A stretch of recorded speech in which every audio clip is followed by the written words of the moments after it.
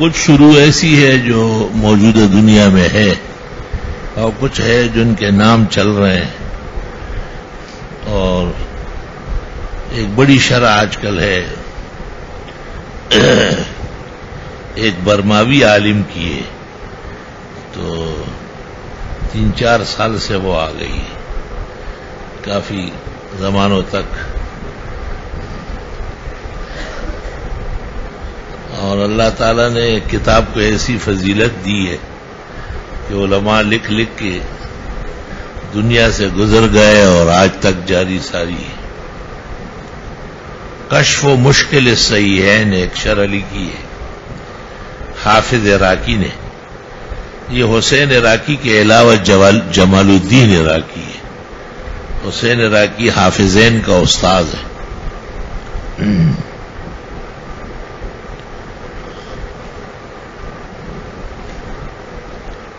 لا الہ الا اللہ، اور پوری شرح ہے، تفسیر، حدیث، فقہ، واعظ، زہد، تاریخ، طب، سب چیزیں پائی جاتی ہیں۔ وجود ناپید لگ رہی ہے، قلمی نسخہ چل رہا ہے۔ کشف و مشکل صحیح ہے،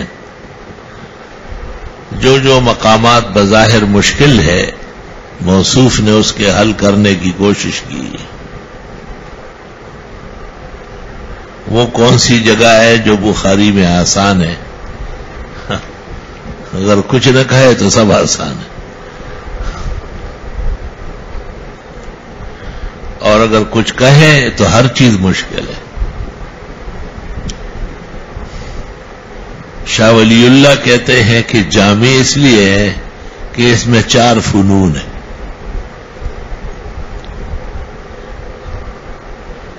سنت ہے، فقہ ہے، زہد ہے، تفسیر ہے۔ شاہ عبدالعزیز کہتے ہیں کہ جامع اس کو کہتے ہیں جس میں 8 علوم، باپ بیٹے کا نزاع دیکھو۔ اور بظاہر شاہ ولی اللہ کی بات قوی معلوم ہو رہی ہے، کیونکہ اس نے پوری تمثیل قائم کی۔ وہ کہتے ہیں کہ موطا مالک جو سنت کی کتاب ہے، اور جامع سفیان جو فقہ کی کتاب ہے، اور ابن جریج کی تفسیر، اور ابن المبارک کی زہد،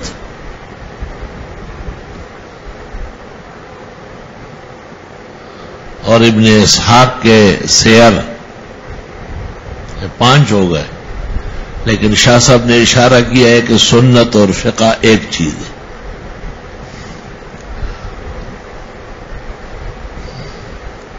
اور شاہ عبدالعزیز کہتے ہیں کہ 8 علوم کا جامع ہے تو الجامع الصحیح کہلاتا ہے۔ سیر، آداب، تفسیر و عقائد، فتن، اشرات و احکام و مناقب۔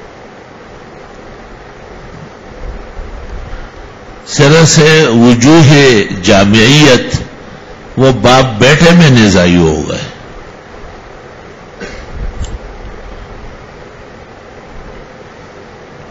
اس قسم کی چیزیں علماء حل کرتے تھے کیونکہ ان کو فکر ہوتی تھی۔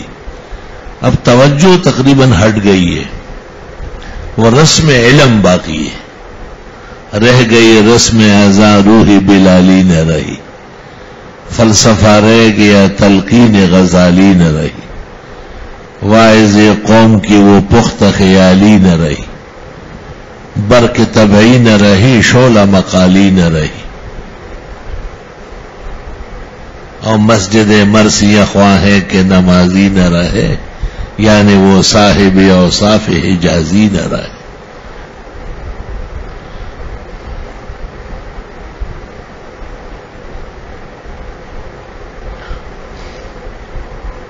ایک کشف و مشکل الحدیث دینوری کی ہے، ابن قتیبہ دینوری کی، وہ بھی بہت اہم کتاب ہے۔ ایک مشکل الحدیث ابن الجوزی کی ہے۔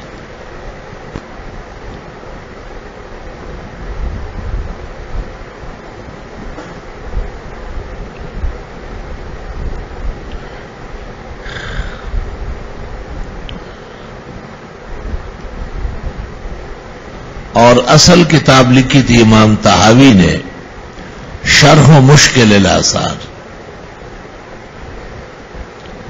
جس طرح آپ جو درس میں پڑھتے ہیں وہ شرح معانی الاثار ہے،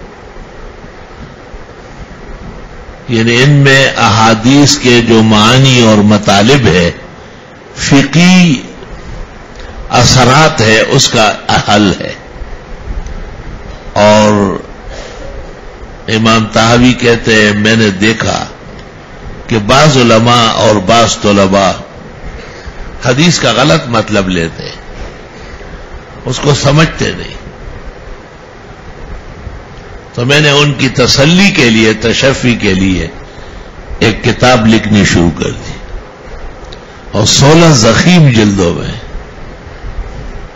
اس سے پہلے کسی نے کتاب نہیں لکھی اس موضوع پر. اتفاق ہوا ہے ابن الجوزی کی مشکل الحدیث کا بھی، اور امام کی کتاب طحاوی کی. اندازہ سا ہو گیا ہے کہ مشکل الحدیث جو ابن الجوزی کی ہے یہ طحاوی سے سرقہ ہے. کیا ہے سرقہ؟ کس کو کہتے ہیں؟ کیا مطلب ہے؟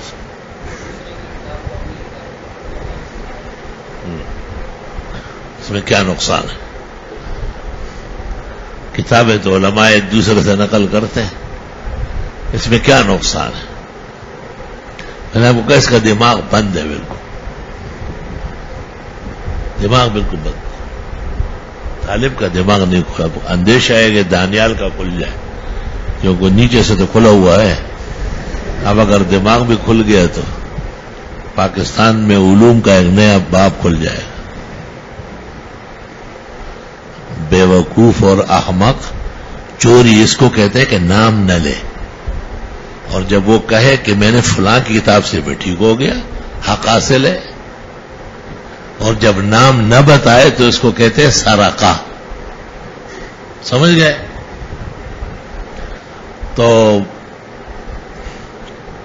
پہلی مرتبہ میں نے مکہ میں کتب خانے میں دیکھی، بڑی حیرت ہوئی. بڑی زبردست کتاب ہے ابن الجوزی. ابن الجوزی کی 1200 کتاب ہے. وہ کوئی علم میں طحاوی سے کم نہیں ہے، لیکن یہ 4 جلدوں میں ہے، اور دیکھ کر کے بڑی خوشی ہوئی. کتب خانے والے نے مجھے کہا لے لیں گے؟ میں نے کہا لے لوں گا. کہا 200 ریال کی ہے. 200 ریال کی فتح الباری ہے، 14 جلد ہے. بلکہ اس نے کہا 160 کی لے جاؤ فتح الباری.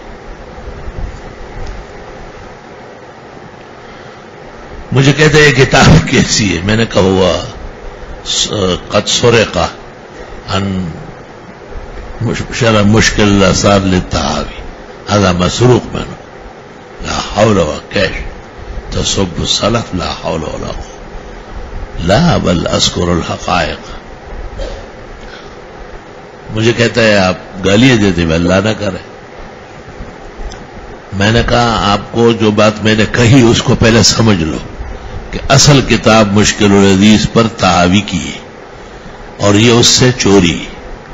هذا سرقہ میں نہ وہی میرے اوپر برہم ہو گیا. میں نے کہا برہم بعد میں ہو، پہلے سن تو لے.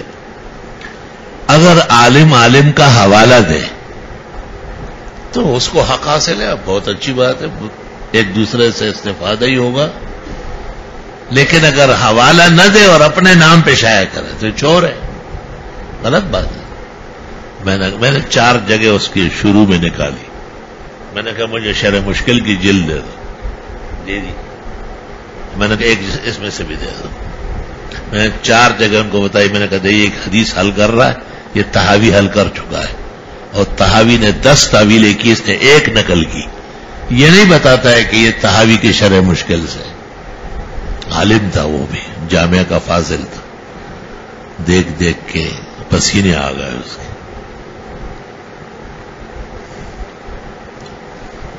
دونوں کتابیں اٹھا کے مجھے ہدیہ کی ہے، کہ ریال نہیں لوں گا. تقریباً لعلم قواعد طلاع کلوا سے بہت خوش بھی ہوتے ہیں. وہ عالم سچ مچ علماء ہوتے ہیں، جھگڑاولی بھی بہت ہے. اور نہایہ النہایہ جو ہے نا ان کا، نہایت العرب فی فنون الادب، ایک کتاب ہے شہاب الدین نویری کی، 37 جلدوں میں، بہت اعلیٰ اور عمدہ چھپائی ہے. اگر اللہ تعالیٰ نے مجھے دورے کے سال توفیق دی اور بڑے خزانے مل گئے اور طبیعت میں بشاشت بھی رہی اور آپ بھی صحیح انسان بن کے رہے، تو میں کم از کم ممتازین طلباء کو وہ دینا چاہتا ہوں. 37 جلدیں، 12,000 ریال اس کی قیمت ہے. اور کیا 12,000 ریال کتنے ہو گئے؟ کیا ہوا؟ نیو کراچی اٹھا سو ٹولے لم نیو کراچی کی برباد شو، تقریباً 3 لاکھ کے قریب ہے. کوئی حرج نہیں، آپ کے چپل پر 3 لاکھ قربان جائے، حالات سازگار رہے، خوشی اور امن رہے. تو وہ نسخہ میں ڈھونڈ رہا تھا، مجھے ایک نسخہ دکھایا، خراب گندا پندا. میں کہا شاء اللہ نہایت لنویری. میں نے کہا ولیکن هذه موجود بپاکستان، هذا مسکوتا لا اطالع فيه يسقط حفظی و اتقانی. اس سے حافظہ خراب ہوتا ہے کمزور کتاب دیکھنے سے. مجھے کہتے ہیں وہ اتنے 12,000 ریال کا ہے. میں نے کہا آپ دکھائے تو صحیح، کہ آپ لائے ہیں اتنا ریال؟ پاکستان کے تو حاجی کے پاس 400 ریال ہوتے ہیں. غریب لوگ ہیں، مشکل سے مناسک پورا کرتے ہیں. میں نے کہا کوئی مولوی مالدار ہوتا ہے وہ آ جاتا ہے. چلا گیا گھر، دیکھو وہ قیمتی کتاب گھر پر رکھی، لے آیا. میں آپ کو انشاءاللہ زیارت کراتا ہوں کسی دن. ہاں سبحان اللہ، جو بالکل دل باغ و بہار کر دے. اتنی بڑی بڑی جلدیں ہیں، ہری اور سرخ مغربی جلدیں کہلاتی. مجھے کہتا ہے یہ ہے. میں نے کہا یہی ہے. آپ نے مطالعہ کی؟ میں نے کہا کی. میں نے دل میں سوچا ابھی 2 باتیں کرتا ہوں، کتاب مفت ملے گی. کیا دیکھا ہے اس میں نے کہا اس کی 11ویں جلد میں فروج ہے اور 12ویں جلد میں مذاکیر ہے. مجھے کہتے ہیں 10 یہ کیا کہہ رہے ہو؟ میں نے کہا لیکن غلط کیا ہے، پہلے آدم علیہ السلام آیا ہے، ذکر پہلے، حوا بعد میں، الٹا کیا ہے. 11ویں میں مذاکیر ہونا چاہیے. ہذا ترتیب سود ترتیب. کانا علیہ ان یذکر اولا مذاکیر وامراضها واجماعها وکیف یستعمل وکیف یترقى ومتى یضعف. دیکھ لیا، دیکھنے کے بعد لوٹ پوٹ ہوا. لا شیخ هذه تعالی فی الادب کل شیء تعالی الادب لہذا واما الایمان والتقوى فلها القرآن والسنة یکفیان انشاءاللہ.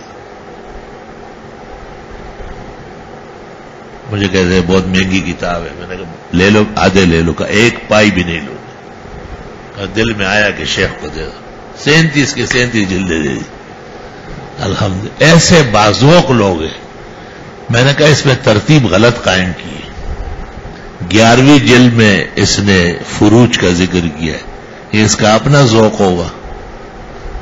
اور 12ویں جلد میں مذاکیر. حالانکہ مذکر تو مذکر کو چاہتا ہے، چاہیے کہ پہلے مذاکیر کا ذکر ہو، کیونکہ اللہ نے پہلے آدم علیہ السلام کو پیدا کیا، پھر ان سے وَخَلَقَ مِنْهَا زَوْجَهَا بیوی پیدا ہوئی ہے. تو ترتیب سوئی ترتیب ہے. کہتے ہیں یہ تو آپ بہت تحقیق سے پڑھ رہا ہے. میں کوشش کرتا ہوں کہ جہاں تک ہو سکے جو باتیں اللہ ذہن ثاقب میں ڈالے. بہت خوشی ظاہر کی، مجھے نام بتایا، ٹیلی فون نمبر دیا، مجھے کہا ایک وقت نکالو ساتھ کھانا کھا لو. میں نے کہا بس یہ ہو گیا نا، 100 دعوتیں ہو گئی. کہا نا یہ تو علیحدہ چیز ہے. مکتبۃ الرش نام ہے اس کا، عزیزیہ میں. عزیز الحق نام ہے اس کا، ہندوستانی ہے لیکن چھوٹا بڑا ہوا ہے وہاں. اللہ تو جس سرزمین پر آپ جائے وہاں کے علماء، وہاں کے علمی کتب خانے، کوشش کریں کہ وہاں آپ حاضر ہو جائیں اور سینہ بڑا رکھے، تنگ دل نہ ہو، خفا نہ ہو، ہر چیز میں اپنی عزت نہ ڈھونڈے، علم ڈھونڈے، مجھے علمی فائدہ ہونا چاہیے۔ دیکھو لوگ کیسے باذوق ہوتے ہیں۔ ایک عالم دین آیا مجھے کہتا ہے کتاب خریدنے کی توفیق نہیں، آپ کے یہاں سے تفسیر زائدی چھپی ہے اور صحابہ و تابعین کا قرآن چھپا ہے، دیکھنا تو چاہیے، یا ارمان تو پورا کر لو، دیکھنا تو چاہیے۔ 2 دن پہلے آیا ہوں، 2-4 دن اور آ جاؤں گا، جب آپ کو فرصت ملے گی تو زیارت کرا۔ میں نے معلومات کی بہترین عالم، کافی پہلے جامعہ اشرفیہ لاہور سے فاضل ہے، بزرگ عالم ہے۔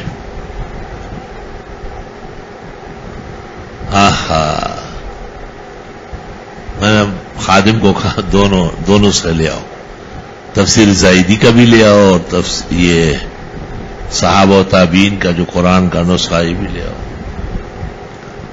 دکھایا اس کو، دکھانے کے بعد میں نے کہا اب یہ ہدیہ ہے، لے جاؤ۔ ایسا خوش ہوا، ایسا خوش ہوا کہ مجھے کسی نے کہا کہ ممکن نہیں ہے اگر موڈ ہو تو اسی وقت حوالے کریں گے، پیش کریں گے۔ آپ بے انتہا علم کا قدردان ہے۔ میں نے کہا تو چھپا ہی علماء کے لیے اور بیچ تھوڑے ہی رہے، ایک نسخہ بھی نہیں بکا الحمدللہ۔ کئی کتب فروشوں نے کہا کہ آپ تقسیم بند کر دے تو ہم 20,000 روپے کا ایک نسخہ آپ سے خریدتے۔ میں نے کہا 20 لاکھ بھی نہیں چاہیے، لعنت بیچتا ہوں۔ میں نے اپنے دوستوں کے اعزاز کے لیے شائع کیا ہے، میں کیوں اپنا دست راست روک لوں؟ آپ کو ملنا چاہیے وہ بھی۔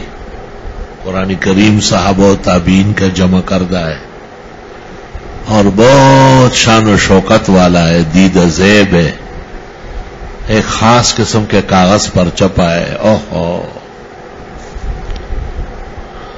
اس میں وہ واقعہ لکھا ہے نا کہ حضرت عمر نے فجر کی نماز پڑھائی اور سورۃ مومن حامیم مومن پڑھی، اور ابو سعید خدری نے نماز کے بعد کہا کہ اس لفظ میں امیر المومنین سے خطا ہو رہی۔ حضرت عمر غصے ہو گئے۔ اچھا، جب یہ صورت نازل ہو رہی تھی خدرہ قبیلے کا ایک شخص مسلمان نہیں تھا، تم کیا کرتے؟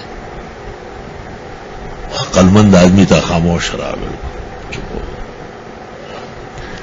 چند دن جب گزر گئے دوبارہ صورت کا نمبر آ گیا ہوگا، حضرت عمر نے پھر پڑھی اور جب نماز ختم ہوئی تو فرمایا این الخدری، کہاں ہے؟ بلایا، کہا احسنت بھی، بہت احسان ہے آپ کا، بہت شکریہ۔ کہ واقعی غلطی ہو رہی تھی۔ ایسے بدائی علوم ہے اس کے حواشی میں۔ اصل میں 17 قرات جو آپ نے سنے ہیں یہ عملاً جاری ہے اور بے انتہا عجائب علوم ہے ان میں۔ 1157 میں سلطان قابوس نے شائع کیا تھا ملوک اور سلاطین عالم کے لیے، اس کا ایک نسخہ پھر سلطنت عمان نے پاکستان تاج کمپنی جب عروج پر تھی ان سے چھپوایا،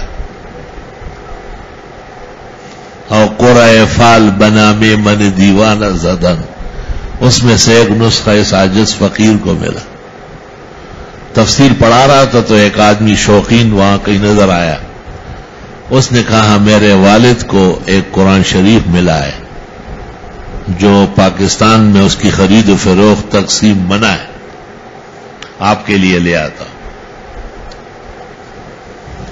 میں نے جو دیکھا میں نے کہا یہ اللہ کے فتوحات خزائن میں سے یہ پہلی فتح ہے، واقعی علوم سے مالا مال ہے۔ آپ نے اب پاس آ گئی، کیوں کیا کرو گے؟ نیو کراچی میں برباد کر دو گے۔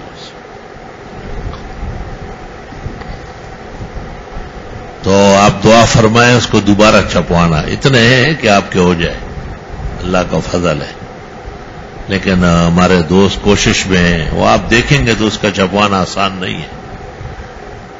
آج سے 10 سال پہلے شائع ہوئے ہیں 10 لاکھ کے 1000، اور اب ہم چاہتے ہیں کہ 10,000 ہی چھپ جائے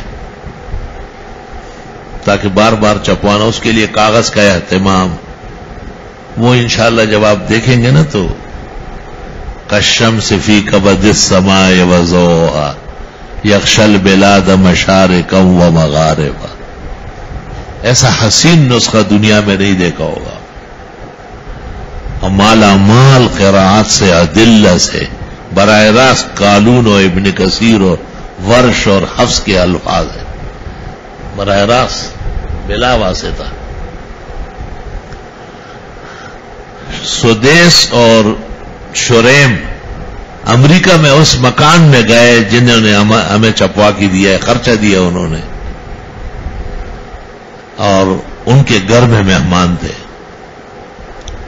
انہوں نے نسخہ دکھایا، دونوں امام کعبہ حیران رہ گئے، انہوں نے کہا یہ نسخہ حرم میں ہے لیکن 2 حصوں میں ہے، یہ کمال یہ کہ یہ اکٹھا ہے، تو ان کو بھی پیش کیا، اور پھر ان کے توسط سے یہ فائدہ ہوا کہ حرمین شریفین میں 10 نسخے بھیجے گئے، اور تفسیر زاہدی 519 ہجری میں دروازجک بخارا میں ایک عالم گزرے ہیں، شیخ احمد ابو نصر ابو العلا الزاہد، بہت بڑے عالم اہل سنت والجماعت کے، فقیہ، محدث، مفسر، ادیب، نحوی، 519 ہجری میں شروع کیا ہے اور 540 کے قریب پورا کیا ہے، 21 سال میں۔ فارسی زبان ہے لیکن بہت جامع ہے اور بہت علوم ہے ان میں۔ اللہ تعالیٰ کے فضل و کرم سے یہ تفسیر 540 میں مکمل ہو گئی تھی ہجری میں، لیکن احسن العلوم سے 1000 سال بعد شائع ہو گئی۔ میں نے اس پر کچھ مختصر تعلیق کی ہے، وہ مقدمہ لکھا ہے تاکہ لوگ اس کی قدر و منزلت جانیں، اور اس پر میں نے یہ الفاظ لکھے کہ ہماری دانش میں موجودہ قرآن کریم کے مطبوع نسخوں میں سب سے پہلا نسخہ ہے تفسیر قرآن، یہ تفسیر زاہدی، اس سے پہلے کسی کی یاد نہیں، نہ ہمارے علم میں۔ موجودہ پوری دنیا میں جو نسخہ تفسیر چھپ چکے، مطبوع ہو چکے، ان میں سب سے پہلا اور سب سے بڑا نسخہ ہر اعتبار سے کامل و اکمل یہ تفسیر زاہدی۔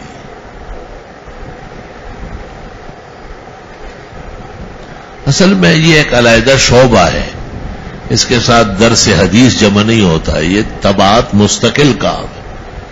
اس کے لیے احسن العلوم نے دارالتصنیف تو بنایا ہے، لیکن ایک ہمایوں مغل سے اتنا بڑا کام نہیں ہو سکتا ہے، وہ یہ کروڑوں کے کام ہے۔ ہمارے پاس ایک کتاب ایسی ہے جو پوری دنیا میں اس کی نظیر نہیں ہے،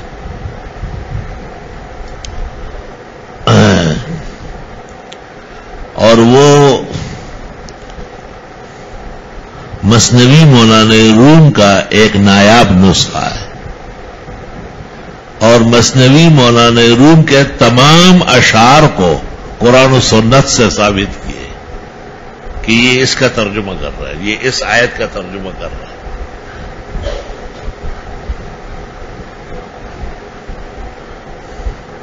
کتنا مشکل کام ہے، کتنا بڑا علم ہے۔ وہ 6 لاکھ کا میں نے قلمی خریدا ہے، اور دلی ارادہ ہے کہ مختصر سی حاشیہ لکھ کے اور اس کو احسن العلوم کی طرف سے شائع کروں اگر زندگی نے وفا کی۔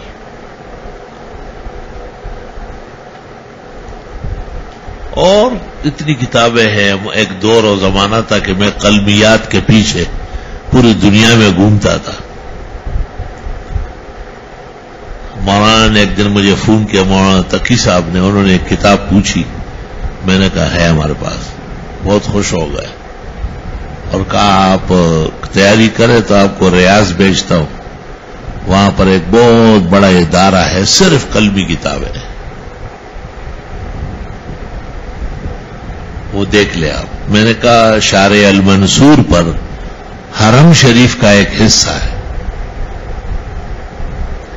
اور وہاں 40 لاکھ کتابیں. حیران رہ گئے، 40 لاکھ مکہ میں. میں نے کہا یہ نمبر ہے اس کا، اور اس کے دیکھنے میں وقت لگ رہا ہے، جب وہاں سے فارغ ہوں گا. وہ عجیب و غریب واقعہ ہے، کس طرح ہم اندر گئے، بہت مشکل. وہاں مجھے جب پتہ چلا کہ شارع المنصور پر قلمی کتابوں کے خزائن ہیں تو میں وہاں چلا گیا. ہمیں دیکھ کر کے وہ ایسے غصے ہوتے، خفا ہوتے، یہ کہاں سے شیخ آ گیا، شیخ بیکسینی، شیخ بیکسینی. میں نے ایک سے پوچھا کہ میں نے نا عرف تھا شیخ پاکستانی، شیخ پاکستانی هذا شیخ پاکستانی اور شیخ عرب یمر یمشی، یعنی ادھر ادھر جو دیکھتا ہے تو یہ پاکستان سے ہے. اس لیے میں طلباء سے کہتا ہوں سیدھے چلو، اس سے بڑی بے عزتی ہوتی. اللہ اکبر، چلنے پھرنے سے اندازہ ہوتا ہے.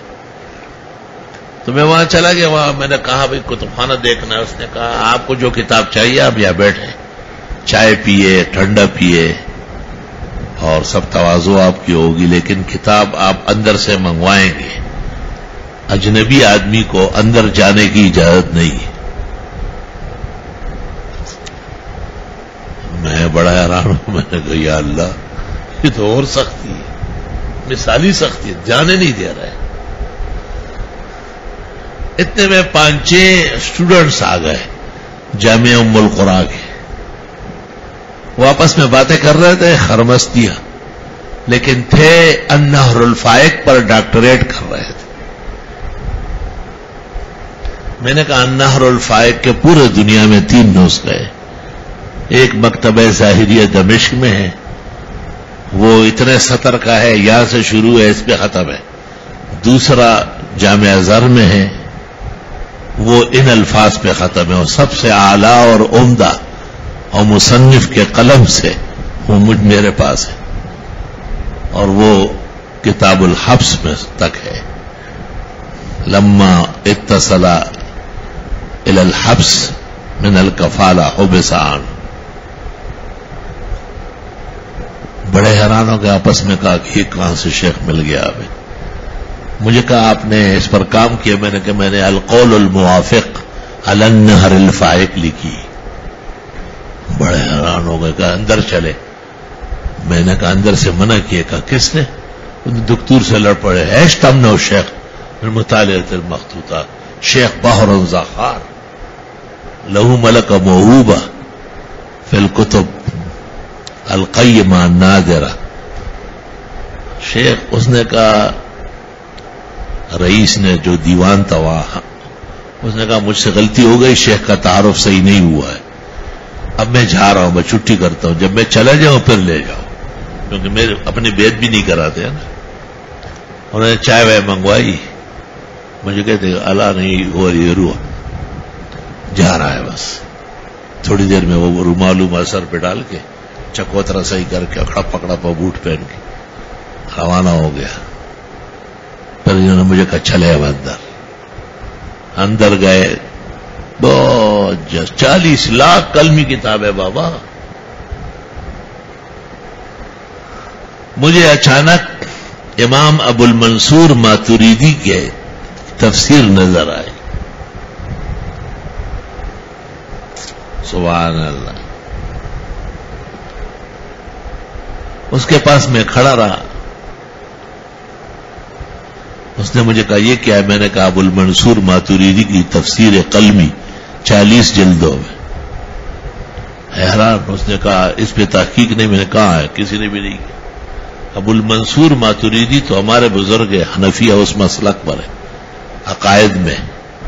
دو بزرگ ایک ابو الحسن الاشعری ہے اور دوسرے ابو المنصور ماتریدی ہے.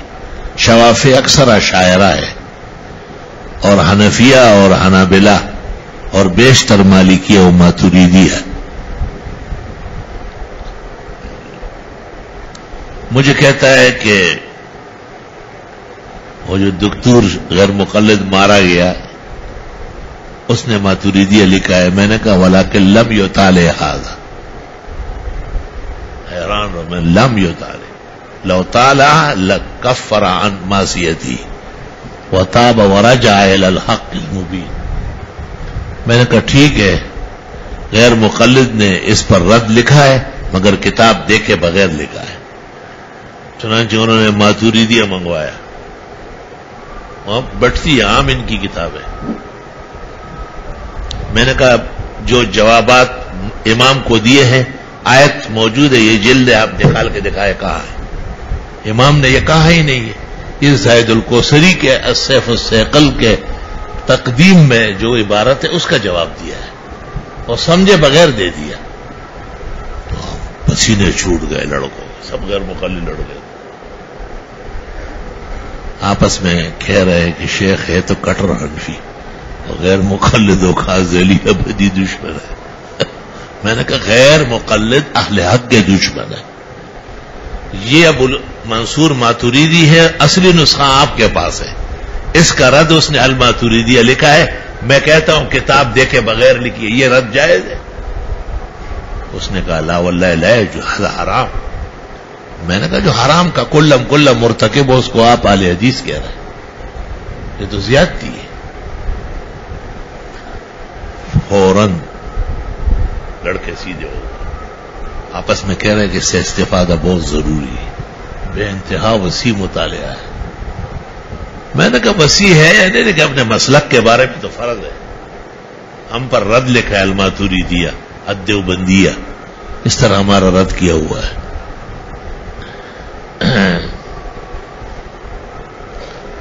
تو انہی میں سے ایک لڑکے نے مجھے کہا میں عہد کرتا ہوں آپ کے ہاتھ پر, میں اس پہ تحقیق کر رہا ہوں, اجازت مل جائے گی. میں نے اس کو طریقہ بتایا. میں نے کہا پتہ ہو نام یہاں کا نہ دے, لبنان کا دے, فلسطین کا دے, جہاں سعودیوں کا آنا جانا کم ہے.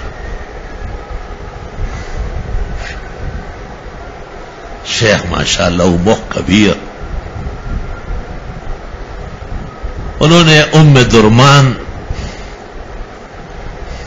اردن کا پتہ دے دیا, سوڈان کا, اور داخلہ بظاہر وہاں کا لیا اور مکہ میں بیٹھا ہوا ہے, اور پوری میری نگرانی میں اس کے پر تحقیق کی اور 10 جلدیں شائع ہو یہاں بھیجیے. 10-15 جلدیں سیٹ. تفسیر کا نام ہے تاویلات و اہل سنہ, تاویل بمانے جواب کے, اور مکمل تفسیر ہے 40 جلدوں میں ابو المنصور ماتریدی کی, اور مکہ مکرمہ کے غیر مقلد نے اس پر کام کیا, لیکن یاد رکھنا کہ غیر مقلد نہیں رہا, پکا حنفی ہو گیا. اتوب من توب واللہ وعید صلواتی انشاءاللہ, تمام نمازیں دوبارہ پڑھوں گا. اور جب میں جاتا ہوں تو ایسا مر مٹتا ہے کہ گاڑی گھر ہر چیز حاضر ہوتی ہے. شیخ ہی واللہ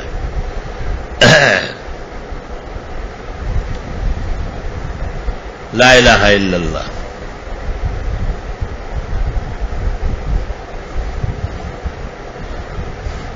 ایک بخاری کی شرح لکھی گئی ہے 22ویں نمبر پہ, وہ 21ویں تھی, کشف و مشکل صحیح ہے.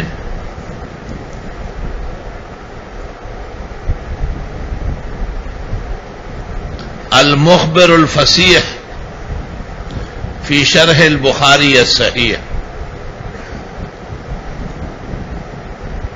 یہ مشہور شارح بخاری کے, اس کا نام ہے نام تو عبد الواحد ہے لیکن ابن تین کے نام سے مشہور ہے. وہ تین والزیتون شاید تبرک کے طور پر نام ہے یا اس وجہ سے کہ ان کو بہت ہی شوق تھا انجیر کھانے کا، یا ان کی کچھ زمینیں تھی اور اس میں انجیر کے باغات تھے. بہت ہی عمدہ شرح ہے، تمام حفاظ نے اس سے کام لیا ہے. آپ جو فتح الباری عمدۃ القاری کو استلانی دیکھیں گے تو آپ کو نظر آئے گا، وہ کہے گا کما فی شرح ابن التین، یہی مراد ہے. لیکن دیکھنا ابھی تک نصیب نہیں ہوا ہے. 611 میں متوفا ہے. الشیخ الامام العلامہ الحمام المحدث المفسر المتفنن المتبحر فی العلوم الاسلامیہ ہے.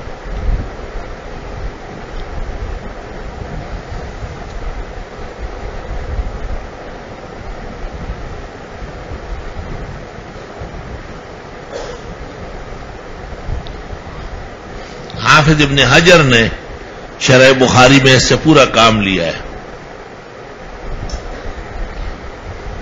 علامہ سراج الدین ابن ملقن کہتے ہیں کہ میری کتاب بھی اس سے مالا مال ہے. وشرحنا ھذا مملوء من النقول عن ابن التین، میں نے بھی بہت کچھ اس سے لیا. یہ دیانتداری ہے، دیکھو صاف کہہ رہے ہیں.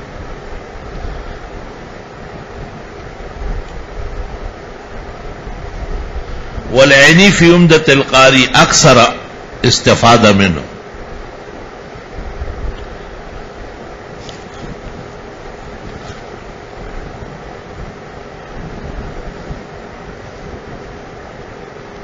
شرح مشکل البخاری 23ویں شرح، یہ واسطی دمشقی کی ہے اور 637 میں فوت ہوا ہے.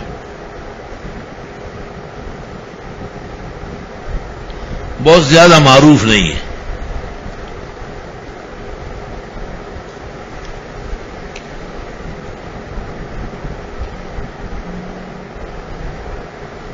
ایک شرح سواغانی ہے، سغانی بھی کہتے ہیں اس کو. یہ الفقی الحنفیس، نہ جانے کس دور اور زمانے کے ہیں، کیونکہ 650 میں تو مرا ہے، 19 شعبان 650. اور اپنے حالات میں لکھے ان الہندی واللاہوری میں ہندوستان کا ہوں، لاہور کا رہنے والا. ان الہندی واللاہوری خدے پخپل فضل سوک لوی اور سوک واڑکڑل نہ چہر یو خار دلے یا لاہور دے.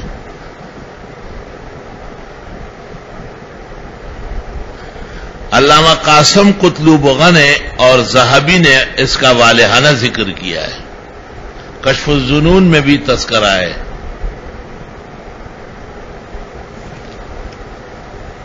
شکر ہے لاہور سے بھی ایک شرح نکل آئی، اور وہ بھی 650 ہجری میں. اللہ اکبر.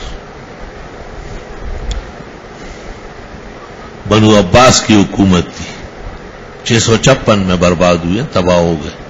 ہلاکو خان اور چنگیز خان آئے اور خلیفہ کو بغداد میں بماش آزادوں کے قتل کر لیے.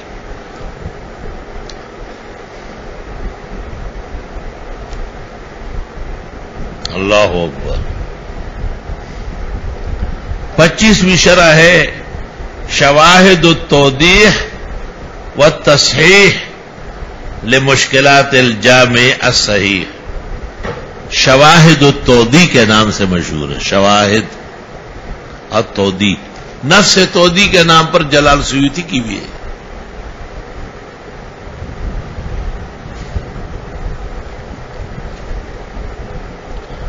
یہ 672 میں فوت ہوا ہے. یہ عبداللہ ابن مالک النحوی کی ہے، جن کا الفیہ مشہور ہے، الفیۃ الحدیث.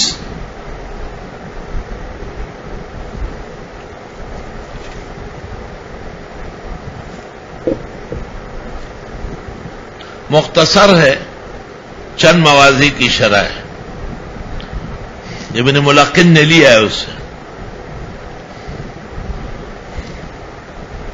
26ویں شرح ہے التوضیح فی اعراب البخاری۔ بعض کہتے ہیں کہ شواہد التوضیح اور التوضیح ایک ہی چیز ہے۔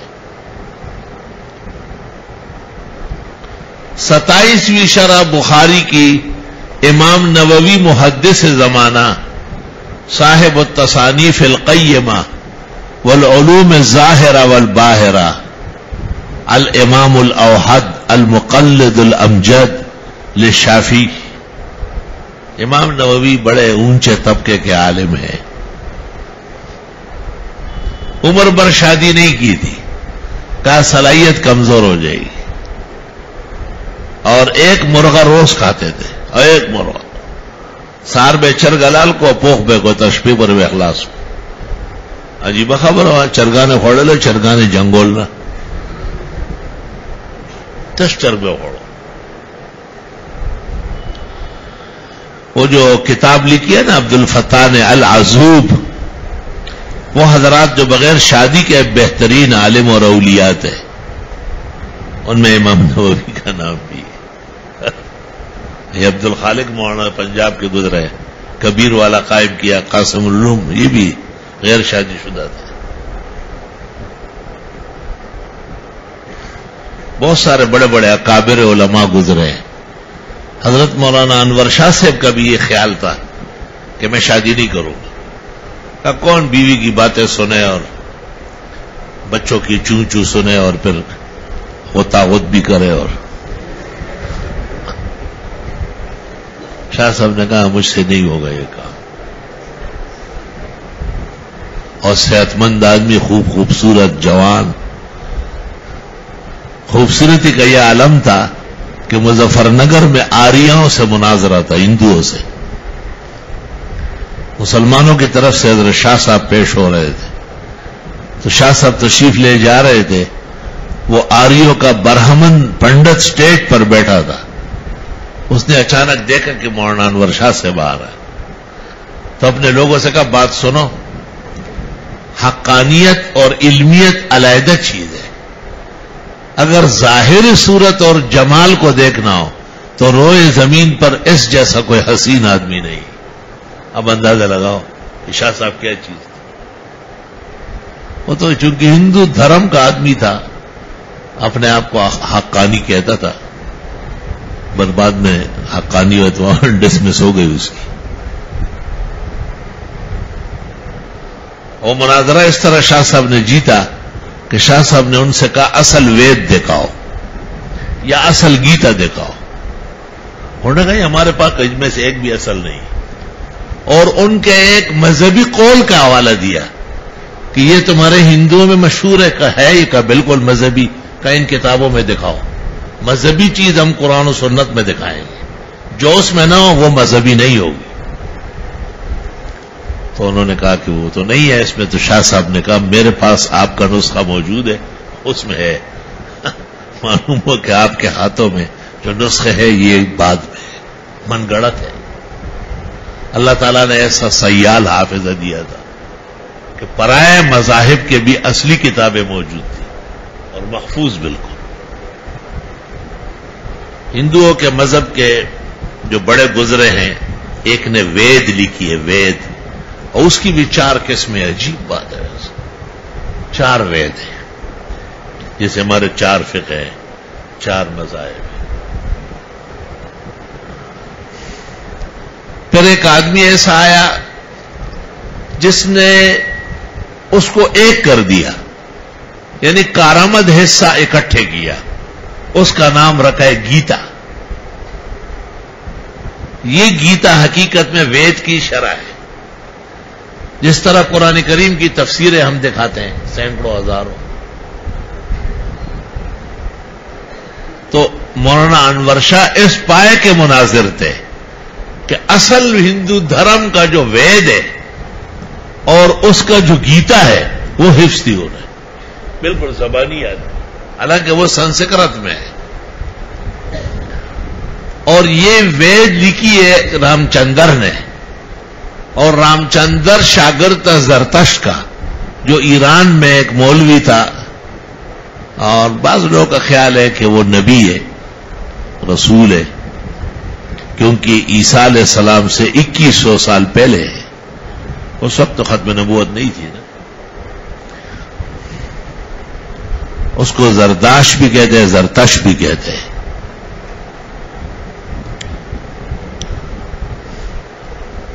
رام چندر ایک لڑکی پر عاشق تھا، سیتا نام تھا اس کا، لیکن وہ بہت سخت تھی، ہر طریقے کی کوشش کو اس لڑکی نے ناکام کر دی۔ تو اس کو کہا گیا کہ ایران میں ایک پیر ہے اور ایک جنید بنگالی ہے، وہ تعویذ دیتا ہے اور یہ خود بخود آپ کے پیروں میں آ جائے گی۔ یہ جب ایران چلا گیا، اس وقت اس ایران کا نام تھا فارس۔ زرتشت سمجھ گیا کہ نوجوان لڑکا ہے، دماغ خراب ہے، خواہ پلیتی میں پڑا ہوا ہے۔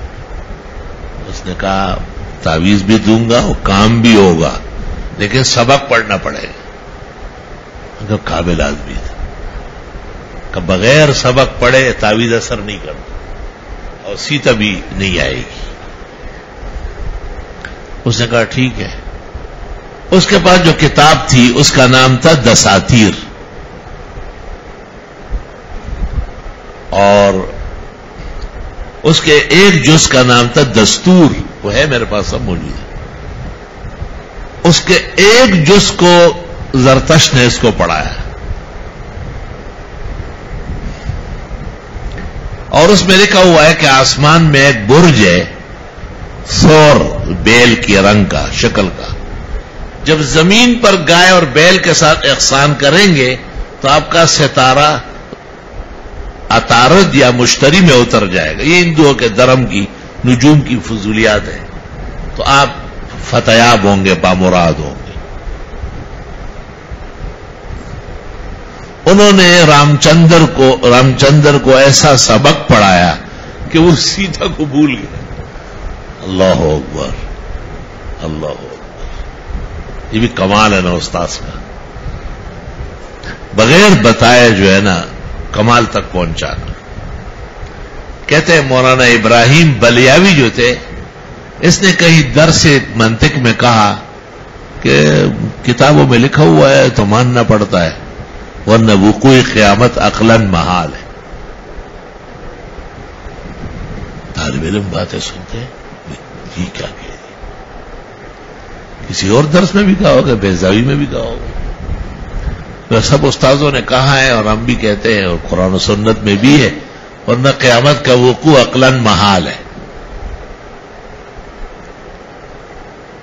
شیخ الہند حضرت اقدس مولانا محمود الحسن کو پتہ چلا، محتمم کو کھلوایا کہ مولوی ابراہیم کو چند دن چھٹی دے دو، درس سے روکو، آرام کرے ذرا۔ سمجھ گئے کہ دماغی گرمی چڑھ گئی، اور شب جمعہ کو کھلوایا کہ مولوی ابراہیم کو کہو کہ میرے ساتھ جمعہ کی نماز پڑھے جاؤ مسجد میں۔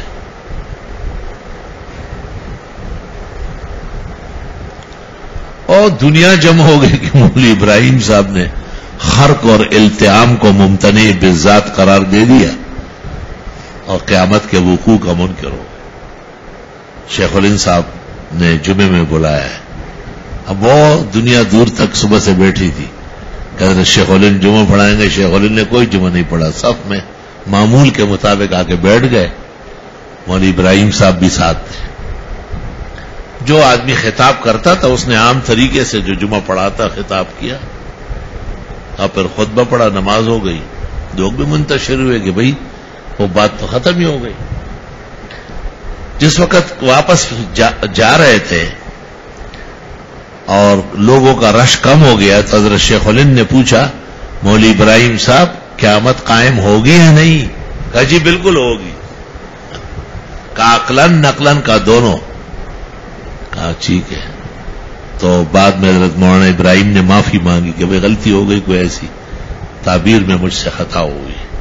تو علماء دین کہتے ہیں وہ جو حاصل العلم تھا وہ حضرت شیخ الہند نے متعدی کر لی.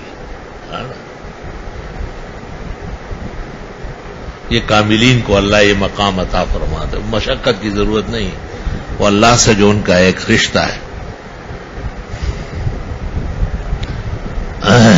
بما عہد عندک، جو اللہ کے عہد و پیمان ہے آپ کے ساتھ.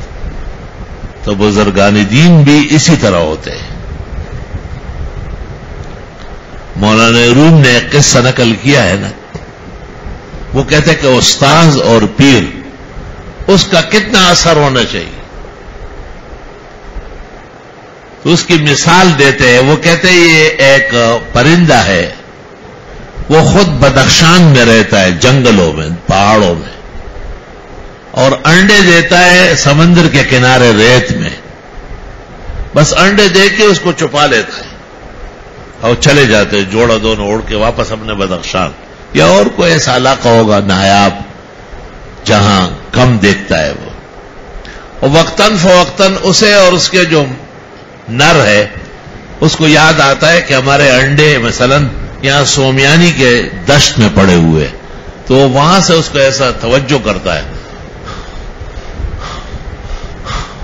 اور یہ انڈے گرم رہتے ہیں، وہاں سے اثر ڈالتے ہیں. اور پھر اسی وہاں کی گرماہٹ سے اس سے چوزے نکلتے ہیں، اور وہ چوزے نکلتے ہی ادھر منہ کر لیتے ہیں، ایسے مڑ جاتے ہیں جہاں ماں باپ ہے. اور وہ وقتاً فوقتاً ان کو اپنی کشش سے کھینچتے ہیں، پھر یہ روانہ ہو جاتے ہیں. اس چلنے میں ان کا غذا ہو جاتا ہے اور پھر ایسے تیز اڑنے لگتے ہیں، چند ہفتے یا مہینے میں اپنے ماں باپ تک پہنچ جاتے ہیں. تو مولانا روم ایک جگہ کہتے ہیں استاذ اور شیخ کو غیرت پیدا کرنا چاہیے، اپنے شاگردوں کو کم از کم اس پرندے سے زیادہ اثرات نصیب کریں کہ وہ جنگل میں پڑے ہوئے ہوں، وہاں سے اس کو زندہ تابندہ رکھا ہوا ہے. مسنوی میں مولانا نے اس کا ذکر کیا ہے. لا الہ الا اللہ استغفر اللہ واتوب الیہ. تو امام نووی پر یہ بات یاد آئی کہ حضرت نے علوم نبوت کے اعزاز میں شادی نہیں کی. ہے اور کوئی عذر ہو. کہتے ہیں امام شافعی رحمت اللہ علیہ بھی بہت حسین جمیل تھے. بادشاہوں نے انہیں پیشکش کی تھی لیکن معذرت فرمائی تھی، یار میں تکڑے گھرانے میں نکاح نہیں کر سکتا، پھر ان کی خدمت کرنی پڑے. ایک ایسی عورت ان کو پتہ چلی جو بالکل پھوڑ، گندی پندی، کالی بجنگی، بد شکل، بلا گئی. امام شافعی نے کہا یار یہ مجھے مل جائے تو اچھا ہے. لوگوں نے کہا اس کو کیا کرو گے؟ کہ وہ ضروری کام سنت ادا ہوتی رہے گی، باقی اس کے ساتھ گپ شپ اس کا ٹائم ہی نہیں ہوگا. بدرنگ خیسر سو سکائی. یہ تو امام شافعی نے اپنے نفس کے خلاف عجیب ہی لگیا، چپ چاپ بیٹھے رہتے تھے، وہ اپنے کام میں لگی رہتی تھی. سلف کی زندگی تو عجوبہ ہے نا.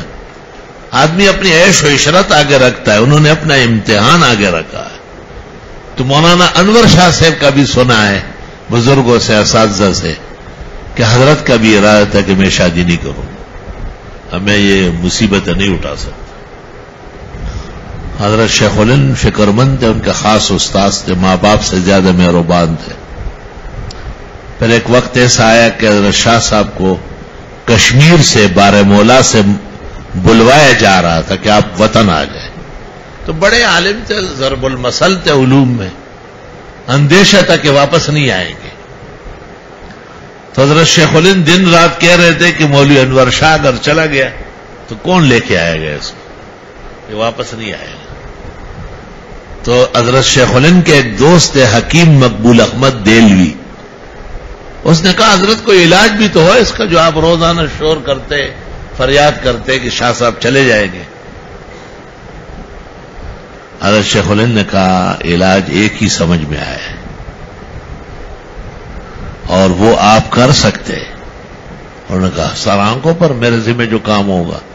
کہا سنا ہے آپ کی لڑکی بالغ ہے اور جوان ہے اور کئی منصوب نہیں ہے. تو بالکل جی کہ وہ انور شاہ کو دے دے، نکاح کر لیتے تو ضرور پھر بیوی بچوں کے ساتھ آدمی بیٹھتا ہے۔ انہوں نے کہا حضرت اگر شاہ صاحب کا یہ ہیلہ کامیاب ہو سکتا ہے، تدبیر کہ وہ دیوبند ہی میں رہے، آپ کی خواہش و آرزو پوری ہو تو میری طرف سے اجازت۔ کہتے ہیں کہ حضرت شیخ الہند نے اسی وقت ایک طالب علم کو بھیجا کہ انور شاہ کو بلاؤ۔ حضرت پڑھا رہے تھے کہیں دیوبند میں، ان کو وہاں سے بلایا، کہا کہ انور شاہ یہ ہمارے دوست ہے حکیم مقبول احمد صاحب، ان کی لڑکی بلوغ کو پہنچ چکی ہے اور وہ آپ کے نکاح میں میں نے دی ہے، انہوں نے اجازت دی ہے اور اتنا مہر شرعی مقرر ہے، تو بولو کہ میں نے قبول کی۔ شاہ صاحب نے کہا قبول ہے، دعائے خیر، کہا چلو پڑھاؤ۔ اس طرح نکاح ہوا۔ استاذ پہ اعتماد تو دیکھے یا خدا ہے، استاذ دیکھو کس شان کے شاگرد دیکھو۔ یہ باہر نکلے شاہ صاحب مسکرا رہے تھے اور صرف ایک جملہ کہا کہ شیخ الہند ہر چیز میں شیخ الہند۔ جب حضرت شاہ صاحب دیوبند سے تشریف لے گئے تو اس وجہ سے زیادہ غمگین تھے نا کہ میرے استاد نے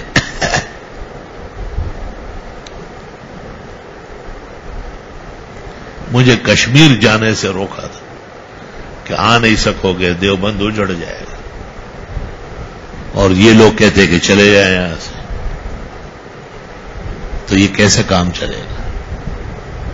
اور اس غم میں ان کو باوسیر ہو گیا، خونی باوسیر ہوا، اور بیٹھے رہتے تھے اور نیچے خون ٹپکتا تھا، اور 2-3 گھنٹے بعد بالٹی اٹھا کر کے خادم پھینکتا تھا، پھر دوسری رکھتا تھا۔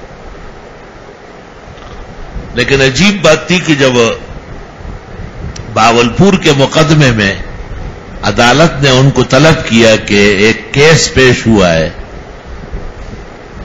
اور قادیانی لڑکا ہے اور مسلمان لڑکی ہے، اور لڑکی کہتی ہے کہ میرا نکاح قادیانی سے نہیں ہو سکتا، یہ غلط ہوا ہے، اور قادیانی لڑکا کہتے ہیں کہ نہیں، اختلافات تو علماء میں ہوتے ہیں، حنبلی، شافعی، مالکی، ایک مرزائی اختلاف بھی ہے، نکاح پر کوئی اثر نہیں۔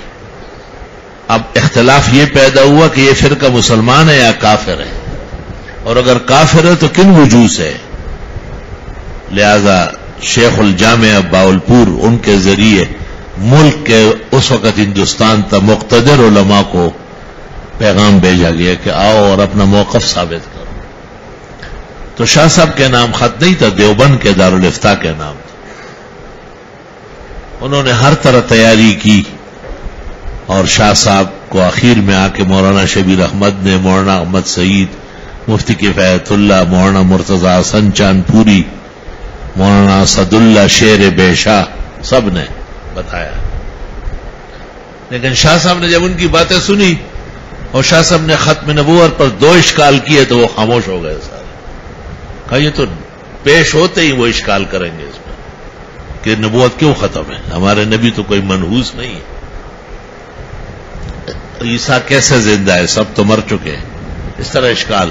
تو شاہ صاحب نے کہا کہ نہیں، ہم بھی چلیں گے، ایسا جائز نہیں ہے کہ میں بستر مرگ پر اپنے کانوں سے سنوں کہ ختم نبوت کی تحریک ناکام ہو گئی اور مرزائی جیت گئے۔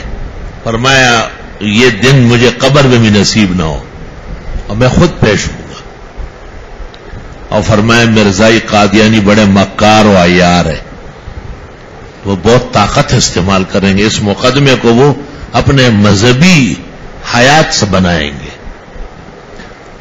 جب آپ نے اعلان کیا کہ میں بھی جاؤں گا تو مولانا ظفر علی خان نے لاہور میں پرچہ نکالا اور اس کا عنوان تھا شہر لاہور پر اللہ تعالیٰ کی رحمتوں کی بارش، یعنی مولانا انور شاہ کی تشریف آوری۔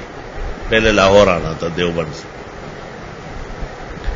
اور عجیب بات وہ جو آپ کو سنانی تھی وہ یہ تھی کہ جب حضرت نے کہا کہ بھئی فلاں کو بلاؤ، فلاں کو کتابیں ٹھیک کرو، میں خود چلوں گا، تو وہ جو باوسیر کا دورہ تھا وہ رک گیا۔ فرمایا اللہ کو اپنے دین پر بڑی غیرت ہوتی ہے۔ طلباء و خادم حیران رہ گئے، ایک قطرہ خون نہیں ہے، سب سیٹ ہو گیا۔ اور یکدم شاہ صاحب اٹھے اور کپڑے وپڑے بدل لیے، نہا لیا، نماز پڑھی، اور پھر ان سے پوچھا کب روان کی، اور مقررہ تاریخ پر تشریف لے گئے۔ باولپور کے مقدمے میں وہ بیان دیا، مسلب الثبوت اور فوات اور رحمود کی مشکل عبارت پر ایسے ادلہ 250 ماخذ و مراجع پیش کیے، کھڑے کھڑے سب کے سامنے، اور تاریخی چیزیں سب محفوظ ہیں۔ الحمدللہ رب العالمین، اللہم صل وسلم علی النبی وعلی آلہ واصحابہ وبارک وسلم وسلم علیہ۔ دعائے خیر و عافیت حضرت اقدس شیخ الہند شاہ سے، دیگر اکابر و اسلاف اسلام جنہوں نے ہم تک محفوظ دین پہنچایا ہے، شریروں سے، فتنوں سے، مفسدوں سے بچایا ہے، اللہ ان کی قبر منور فرمائے، ارواح پر فتوح فرمائے، اور ان کے مقامات و درجات عالی فرمائے، اور ہمیں بھی ان کے پاداش میں بہترین زندگی، عمدہ علم، نیک اعمال کی توفیق، ہر شر شریر، افتنان متفتن، افساد مفسد، قتل قتال، صفق صفاق اور زمانے کی آلودگی سے ہر طرح امن و امان اور حفاظت دائم نصیب فرمائے۔ صلی اللہ۔ کل انشاءاللہ تعالی کتاب شروع ہوگی، اور چند شروع جن سے ہم استفادہ کرتے ہیں، اور اپنے بزرگوں کے ہندوستان کے جو معتبر شروع ہے وہ، اور وہ شروع ثلاثہ فتح الباری، عمدۃ القاری اور قسطلانی کی ارشاد الساری، اور اپنے بزرگوں کے شروع پر مختصر کلام ہوگا اور سبق شروع ہو جائے۔